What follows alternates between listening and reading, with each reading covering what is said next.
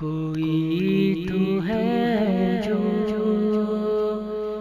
نظام ہستی چلا رہا ہے، وہی خدا ہے، دکھائی بھی جو نہ دے نظر بھی وہ آ رہا ہے۔ جو شخص روزانہ دن میں کسی بھی وقت ایک بار سورہ فجر کی تلاوت کا اہتمام کرتا ہے، کوئی بھی وقت لے لیں لیکن سکون کا ہو۔ فجر کا وقت ہے تو بہترین ہے، اور تہجد کا وقت ہے تو وہ بھی بہترین ہے۔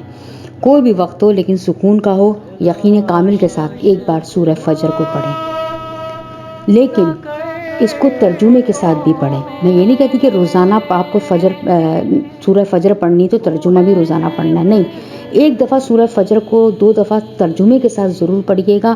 آپ دیکھیں گے اس نے اپنے اندر کیا کیا چیزیں سمیٹی ہوئی ہیں۔ یہ ایک معجز نما سورہ ہے جس میں پروردگار انسان سے کس طرح سے مخاطب ہے، اس کو بار بار یاد دلا رہا ہے اپنی نعمتوں کا، اور اپنے عذاب کے بارے میں بتا رہا ہے، یعنی کہ وارننگ دے رہا ہے کہ دیکھو ایسا نہیں کرو۔ پرانی قوموں کا جو حال ہوا ہے ان کا بھی تذکرہ آپ کو اس سورہ فجر میں ہی ملے گا۔ اور سب سے بڑی جو میں سمجھتی ہوں کہ اس سورہ کو میں معجز نما کہتی ہوں، وہ یہ ہے کہ جب امام حسین علیہ السلام کی شہادت کا وقت آیا تھا، جب وہ لڑ رہے تھے اور بہت جری ہو کے لڑ رہے تھے، بھوکے پیاسے تھے لیکن لڑ رہے تھے، تب اسی سورہ کی جو ہے آیت کا ترجمہ آیا تھا کہ اے نفس مطمئنہ پلٹ آ اپنے رب کی طرف، تیرا رب تجھ سے راضی، تو اپنے رب سے راضی۔ تو یہ صرف امام حسین کے لیے نہیں ہے، یہ ہر اس شخص کے لیے ہے، ہر اس انسان کے لیے ہے جس کا نفس مطمئن ہو جائے اور خدا اس سے راضی ہو جائے اور وہ خدا سے راضی ہو جائے۔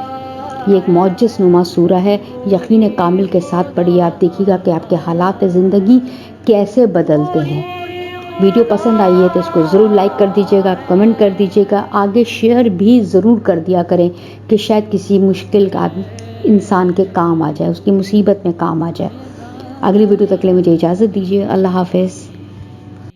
چلا رہا ہے، وہی خدا ہے، وہی خدا، وہی خدا۔